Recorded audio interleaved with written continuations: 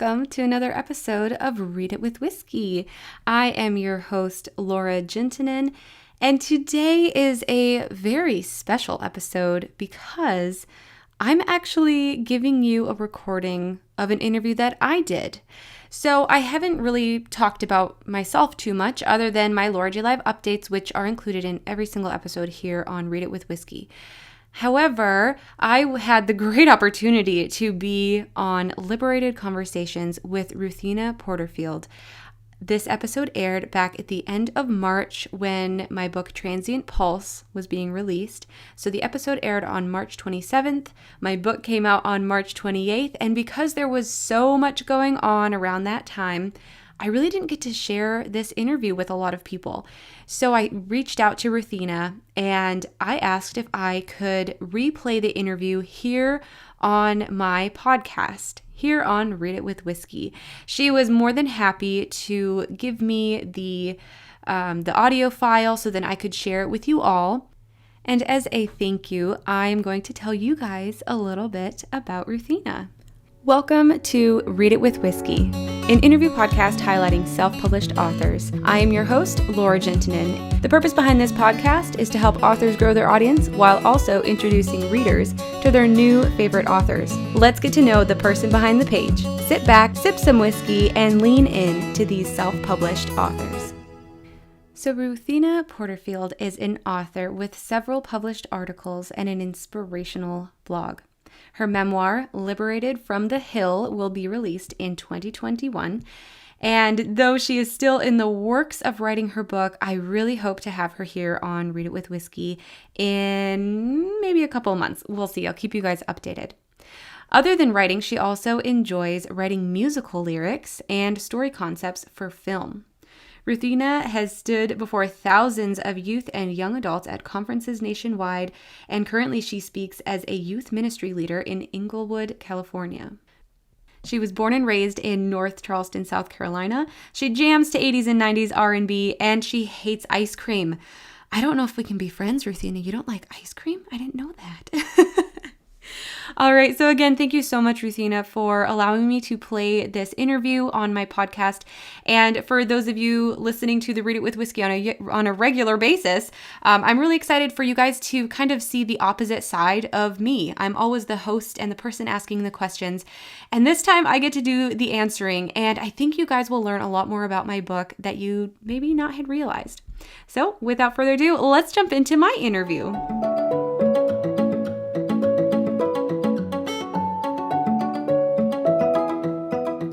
What's up, everyone? I'm Ruthina Porterfield, and this is Liberated Conversations with Ruthina. It's tea time again. It's my podcaster's tea conversation. And today I'm talking with Laura Juntunen. Her podcast, Read It with Whiskey, is all about supporting and promoting self-published authors. She also has her first fiction series, The Shockwave, coming out on her birthday, March 28th. We're going to talk about her book series, her podcast, and self-publishing. This is one I am so excited about, and I want you to join the conversation. Hello, Laura. How are you? Hello, Ruthina. Thank you for having me. I'm so excited. I am excited too. This is a conversation that I've been looking forward to because although we've never met each other, I feel like we have a couple things in common. For sure, for sure. I loved your introduction. Yeah, we have a lot more in common than I even realized. Yeah. I mean, my birthday is in August, but I decided to bring my book out on my birthday too. So I'm eager to talk with you since yours is coming up in a couple weeks. Yes, very soon. So listen, I saw on your Instagram today that you got your proof. Yes. And I'm jumping ahead of myself because I'm excited for you. So I'm going to try to kind of stay in order, but Okay. I want to talk about your podcast first. Okay. And then we're going to talk about your book. All right. And your fiction series. So your podcast is called Read It with Whiskey. Yes. So where did you get the name? Number one. Yeah, so it's actually a funny story. Me and my boyfriend just moved to Indiana. It was actually almost exactly a year ago. Oh, okay. And so we were living with his mom for a while. And so I had to get out of the house, take a walk, get out of the area with the Hmm. mother-in-law. So I took a lot of walks. And something that just kept coming into mind was I really need to start a podcast. So I came up with a great name, and the podcast name was already taken. Oh And I was man. just devastated. And so I was like, okay, I know it has to do something with reading and books. And I know I want it to have something to do with whiskey because I'm a whiskey girl. And Hey. so I was like, okay, what do I do? What do I do during my day that could tie in to be a title for something? And every evening I have a little glass of whiskey, either neat or on the rocks, however I feel. And I read my book with a glass of whiskey. So Read It Oh with my Whiskey was gosh. born. And it literally just came to me while I was out on a walk. And yeah, it's all she wrote.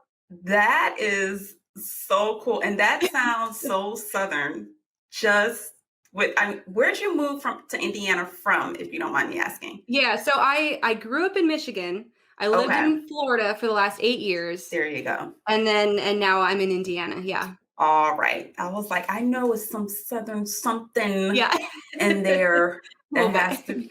Okay. So I came across your podcast because I was doing some self-publishing research as I began my whole self-publishing process. Mhm. And when I saw that the whole point of your podcast is to support and to promote self-published authors, I was like, wait, what?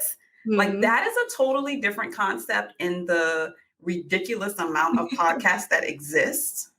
So, how did that idea come about? Did it just kind of mesh with your whole idea of a podcast in general?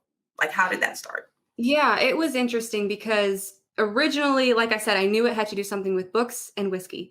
I didn't know exactly what that would mean. Hmm. And I have published a book back in 2019. It's a self help nonfiction book.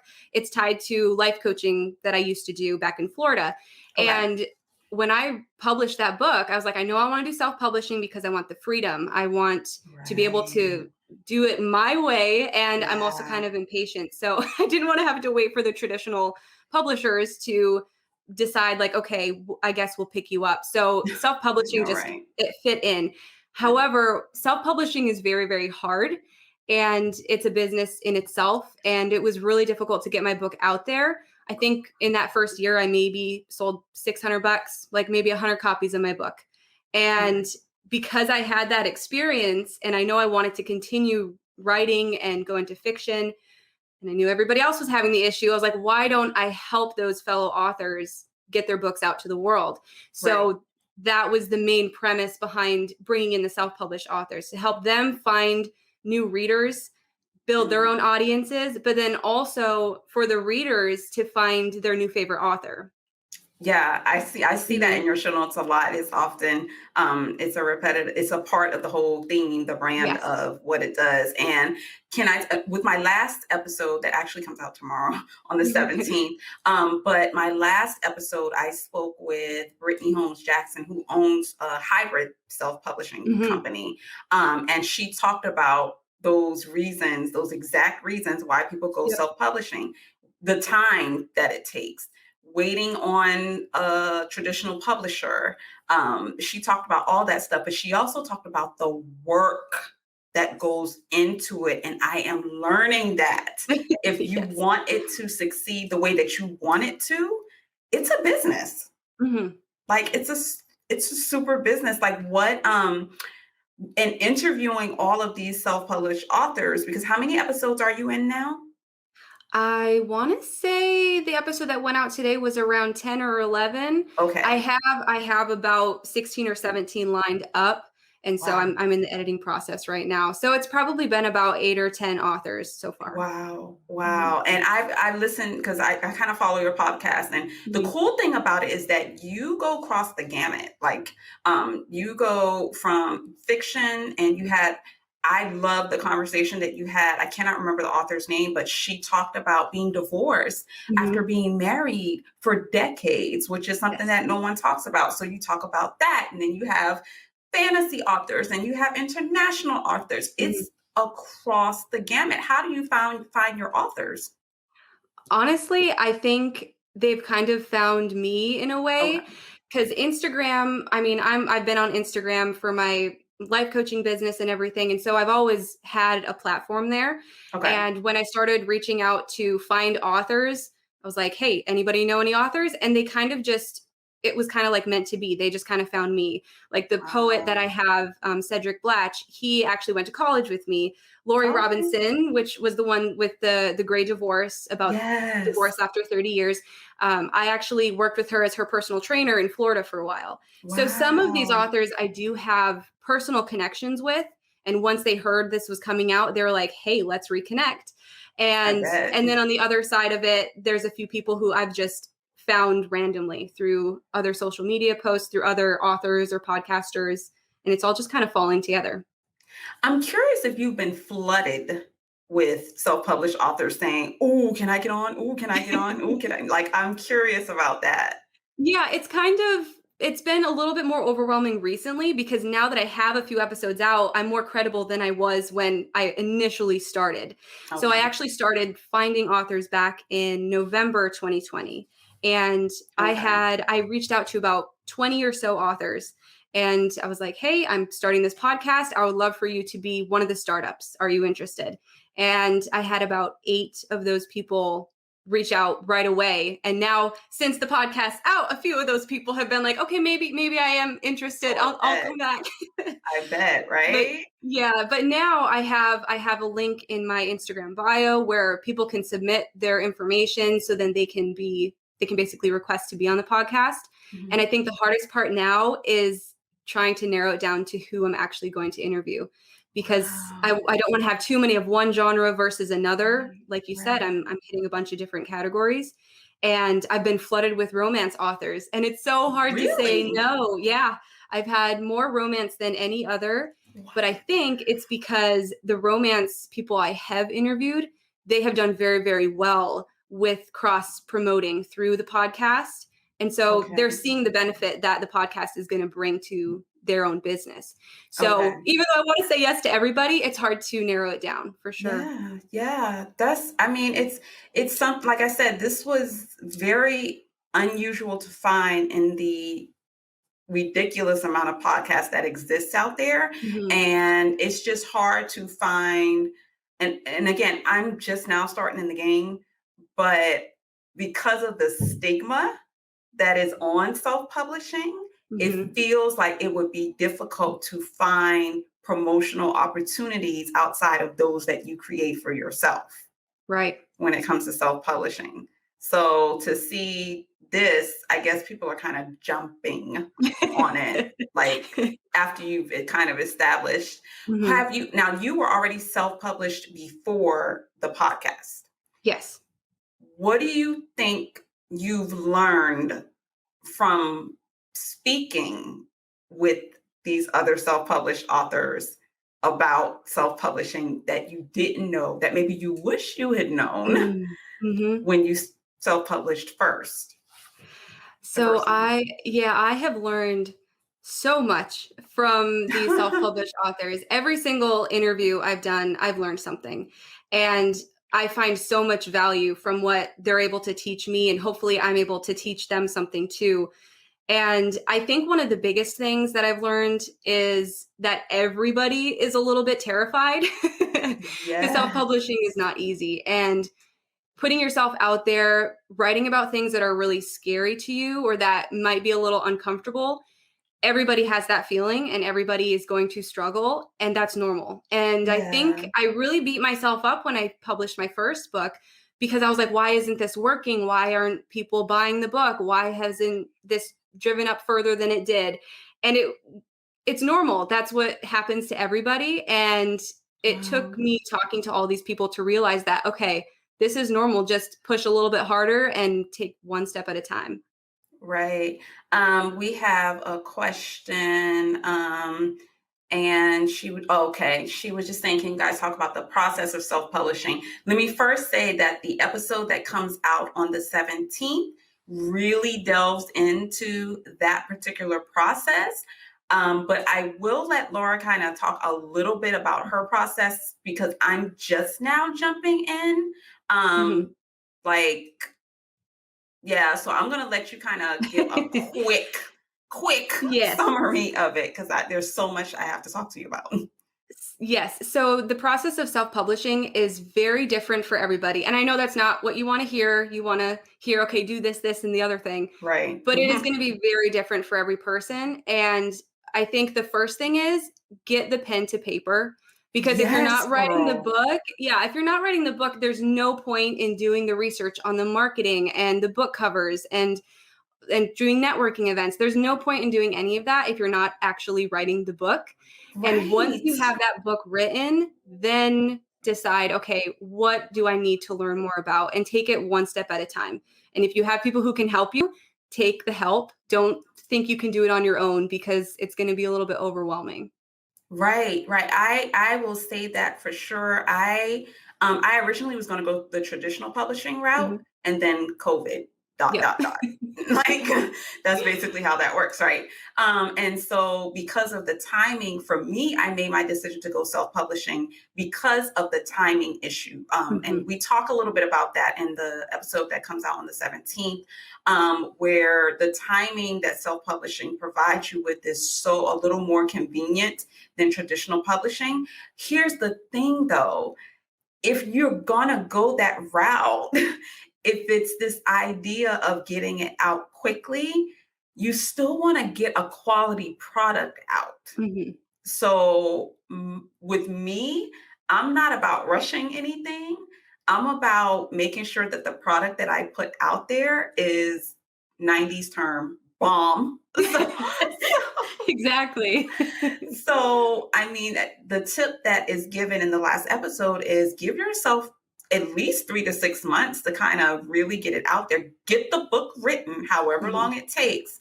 And then after that, give yourself some time to get it the way that you want it. So you're putting something out there that you can be proud of, Yes, I right? agree with that 100%. So definitely for more information, check out the episode coming out tomorrow on the 17th. Okay, so let's talk about your fiction series that's coming out, right? Yay. So, okay, first of all, I'm super excited because it's not just some regular random fiction book, just like any other book. Mhm. First of all, girl power, it is Women's History Month.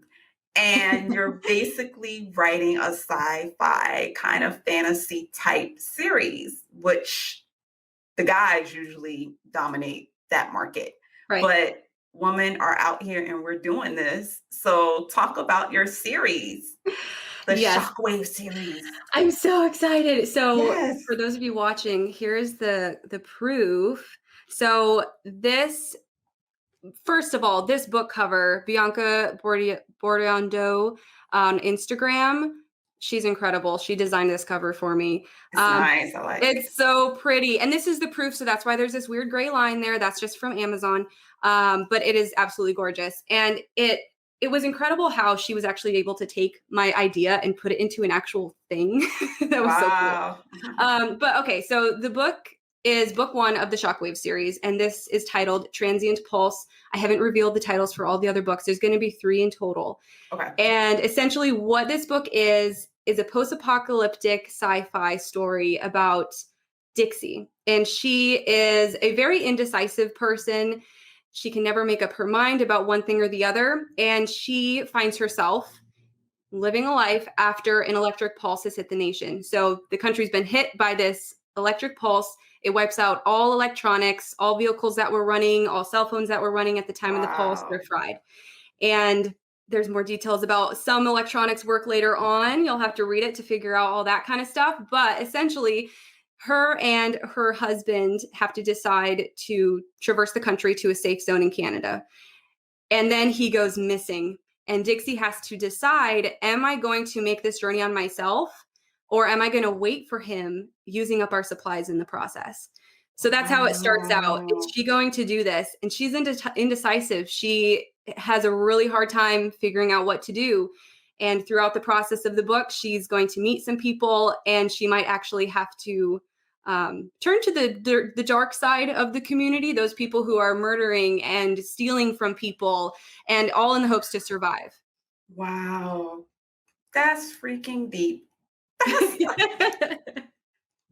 And it's the first book of the series. Yes, this is the first book. And it's funny, I actually, if you want to hear a little story about where the idea came from. Yeah. So last March, like I said, we moved to Indiana last March, and it was the beginning of COVID. And the night before we were going to leave, I had a nightmare that my boyfriend left me behind in Florida.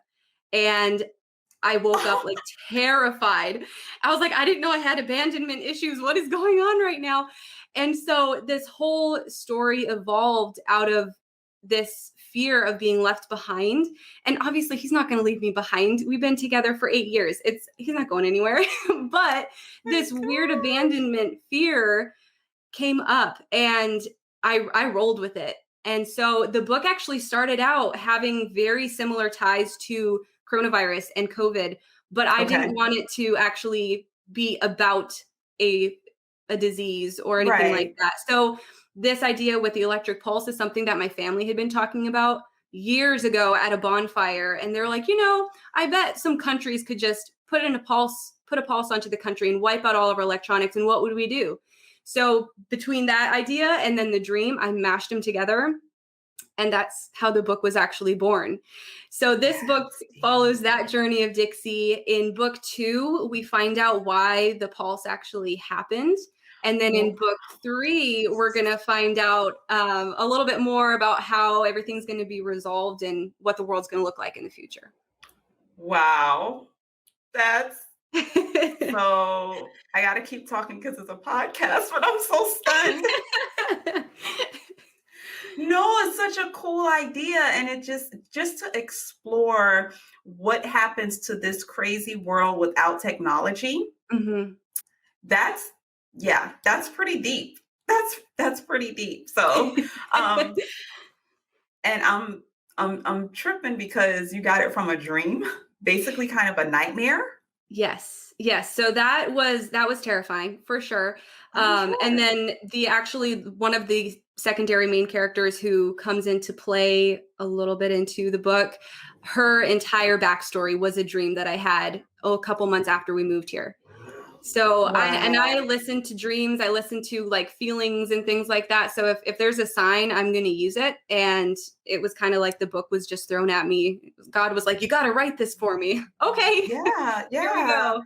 And you know what? And this is the cool thing that I hope kind of inspires people, that sometimes those crazy dreams that seem completely random, sometimes they have a purpose. And it's about kind of taking that idea and running with it and just kind of trusting the process. How long did it take for you to write the book?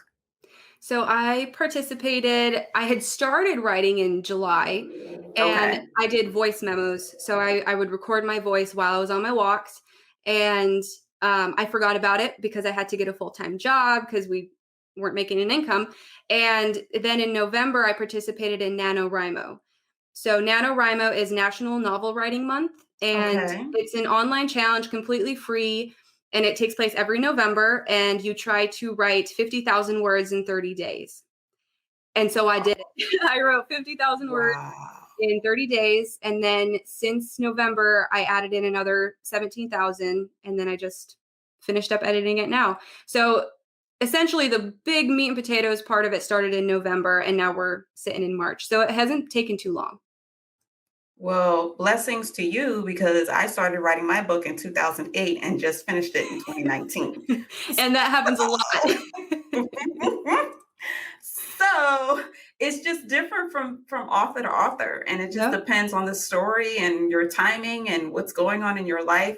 And so you're in the editing process now. I actually just started my editing process. I'm going through an editor.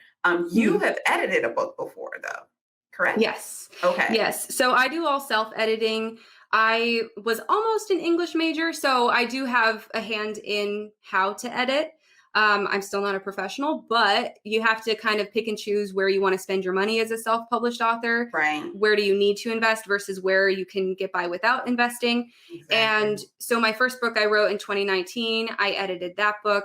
This book I've edited, and I have taken on a few projects for people I've known to edit their books. Lori Right. Robinson with The Great Divorce, I did all the editing and proofreading for her book. Right. And so it's been an evolution. I've been learning the process as I go. Yeah. But yeah, it's not easy. It's definitely not easy. It's not. This, and I'm glad you said the way that you said it. You said you have to decide as a self-published author where you're going to invest your money. And because I'm a very meticulous person, editing is a huge deal for me. So I decided to invest in the editing process. So I decided to go ahead and hire an editor. And this chick is tough. She's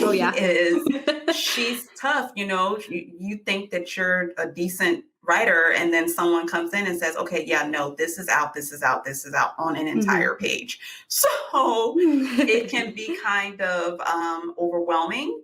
It can be, if you're not confident or familiar with the process, it can be discouraging. Thankfully, I am confident, but I could tell where the holes were. And some of it was expected, some of it was not, but I'm open to the process. And it's about trusting your editor. So being that you're a self-editor, you have to trust yourself. Right. So I was just going to say, I also have had the use of beta readers as well. Yeah. So that definitely has helped me as a self-editor, is that I had other people. And one of the people who beta read for me, she's a teacher. So she was able to catch a few things that I didn't catch. And so I think if I hadn't had the beta readers, I'd be more nervous. But since I have had the people read it so far, I feel like it's pretty good. You feel confident? Yeah. Yeah. I had a principal before I even submitted to an editor, like right after I finished it in 2019, early 2020, pre-pandemic. I had a former teacher / principal read my book. And she went through and kind of gave me some stuff.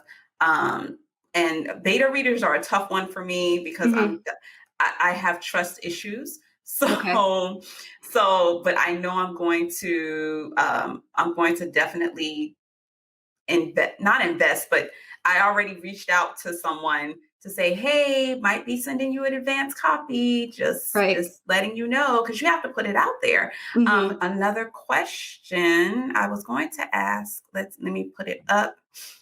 She says, I was going to ask if you had other readers. You just answered her question. Okay. Yeah, I did have some beta readers, and I'm also going to have ARC readers. So the beta readers were more about the structure of the story. Like, did I leave any holes out? Because you don't want to have plot holes in your novel when it's published. That's not okay. So that was more of the beta reader, making sure the story made sense, making sure that people would actually enjoy it, and it had enough suspense and it had enough mystery, but it kept them going along. Whereas the ARC readers are going to be more so, they're going to read it for enjoyment, and they are going to choose to rate it as they please on the different platforms, on Amazon or Goodreads or whatever they choose to. Yeah, that's where I'm going with it. I'm definitely going advanced reader, that type of thing for sure. So your book comes out on March 28th, your birthday, which is the day after this episode actually releases. This episode releases on March 27th. What are your plans for the day? Because it's your birthday, it's your book release. What are you going to do? So I am prone to burnout. And I definitely push myself way too hard, way too often. And I'm turning 28 on the 28th. So it's like a golden birthday also. And my sister and my two nieces are going to be here. So they're going to be here for the birthday weekend. And then me and Brian are shipping down to Florida to go to his cousin's wedding. So after it's published, I'm not worrying about anything for an entire week. I'm going to have marketing things scheduled out so I don't have to think about it. But other than that, I'm taking the time to just relax because I have really big projects coming up that I need to have this time to relax and not really worry about it. Right. I'm going to take these last few minutes to kind of get advice for myself, if you don't mind. Yeah, of course. Because the fact that we have one of the things that we have in common is that we're trying to put a book out and we're doing a podcast. Yes. And I'm going to be honest with you. I'm starting to feel the pull and the tug and the constant battle of, oh my gosh, I have to promote the podcast, but I have to do some editing.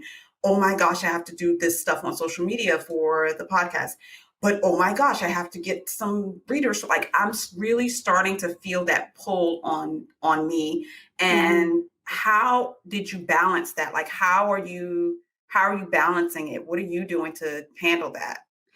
So it's not easy, definitely not. It's I not. no, and I work a full-time job, so that's definitely another thing on top of that. Right? But no, I think the biggest thing that helps me is to chunk things into time frames. Okay. I like to use the 20 minutes of work, 5 minutes of rest, 20 minutes of work. There's a name for it. I can't think of it. But I use that method when I'm working. But even more importantly, I have broken everything down into what tasks are the most important versus least. Okay. So I listen to the Creative Pen podcast by Joanna Penn. It's incredible for any self-published author. If you have not listened to it, go listen to it and binge it because she's got hundreds of episodes from the last 10 years and she does all self-publishing. She's incredible. I read a few of her books as well. But she had a guest and I am kicking myself because I forgot to write down his name. But he brought this amazing tactic to her podcast. And I have been flying through everything. I've been so productive using this tactic. So basically, it's a $10, $100, or $1,000 task. You have to put everything that you do into those categories and see where everything falls. So those $10 tasks, those are the things that are monotonous. They take a really long time. They are things that you really don't necessarily have to do right now, but you feel like you need to do. It's like that busy work. So for me personally, those $10 tasks are social media posts, also the podcast editing, because essentially anything that's a $10 task, you can contract out. You could technically hire somebody if you had the funds. You could hire them to do those tasks for you, and they take a lot of time. The $100 tasks are the tasks that you have to personally do, but they're not generating income right now. So for me, the $100 tasks that are really, really important, but they're not like the end all be all tasks, those would be recording my interviews with my guests, being on podcasts such as this, because I can't have someone stand in for me to talk to an audience. I can't have someone go to networking events for me. Those are things that I have to do, and they're going to help my business grow. Yeah. And so those are the $100 tasks. And then those $1,000 tasks are the tasks that you have to do in order to have any success in the future. And my $1,000 tasks is my book, writing, editing, getting it out there. So by putting all of those into those categories, I have determined what I'm wasting my time on and what I actually need to do. So then from there, I've kind of broken it down into a schedule. So I work a regular job, 11 to 7 every single day. So in the morning, I have a little bit of writing or editing time. I do maybe some social media marketing content, but it's all in the mornings, Monday through Friday. Okay. Usually Saturday or Sunday is a recording day where I record all the podcast interviews possible and get them all edited and done. And then one of those weekend days, I try to rest a little bit, but like I said, I'm prone to burnout.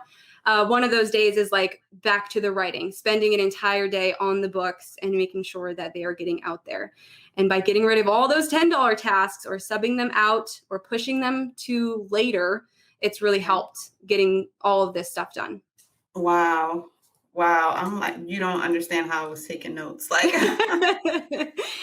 I've got to figure out what that guy's name was, but it's on Joanna Penn's podcast, The Creative Pen, and he explains it so beautifully. And you can use that concept for any business. You don't have to be a writer or a podcaster for anything. Even your regular day-to-day life, you could use this concept. I was thinking that as I was listening to it, how it kind of applies. It can be applied to various industries, various parts of life, that type of thing. It's just such a great concept because in life, you have to prioritize. And that particular system really kind of goes into that type of thinking. And if you don't prioritize, you end up wasting time on a whole bunch of garbage.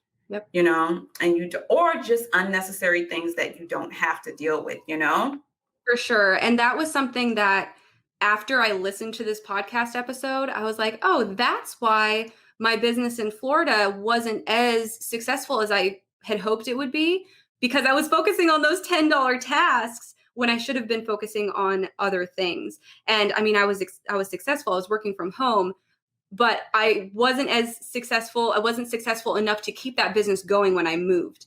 I think if I had taken the time to do those $1,000 tasks, then I could still want to be running that business. Yeah. But in my mind, it felt like so much busy work, even though I loved what I was doing with the coaching. It just wasn't aligning the right way, if that makes sense.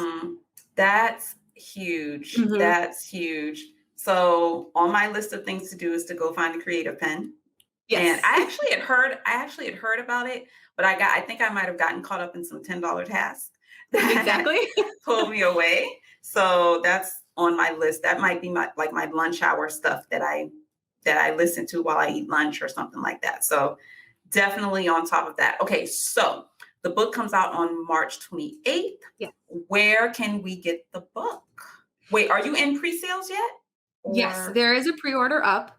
The pre-order is up on Amazon, and that's for the ebook. So on my website, laurajlive.com, you can find all the information there. But most of the links that you'd want to find are through my Instagram page at Laura J Live. So on my bio, there's a link to a link tree, and that has everything listed there. There's going to be the pre-order for my book.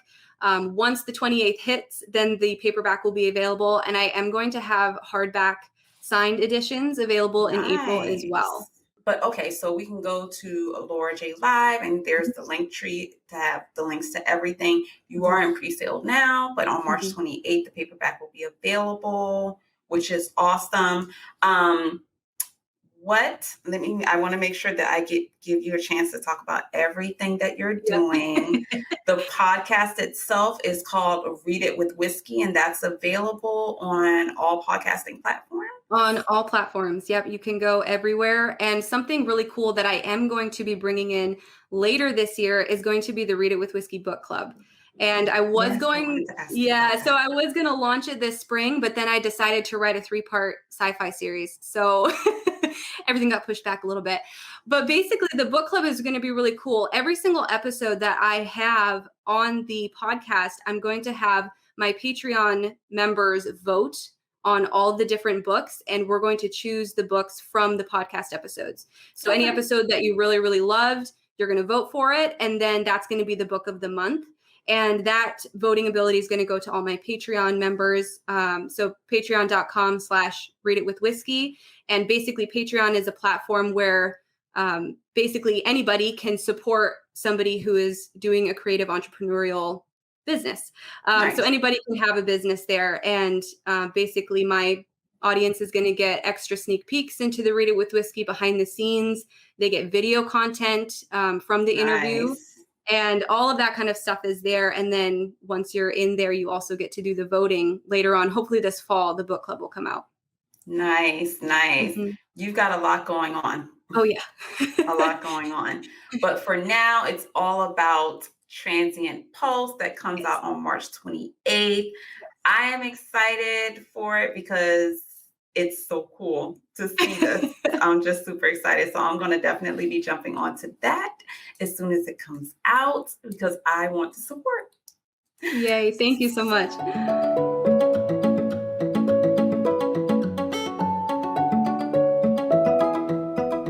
Thank you so much for listening. I had so much fun talking with Ruthina. And like I said earlier, I really hope to have her on the Read It with Whiskey podcast as a guest in the near future. So a little bit about Liberated Conversations with Ruthina and where to find it. So Liberated Conversations is a platform to share personal experiences that are common to many but rarely discussed. The conversations allow people to speak their truth freely about issues from the home to the hood in race and religion. Liberation begins with a conversation. So let's talk about it. I love that description that Ruthina has for her podcast, and you can find it at ruthinaporterfield.com/podcast. It will all be linked in the podcast description below. Go and check her out and listen to her other episodes. She has had some amazing guests who everybody can learn from.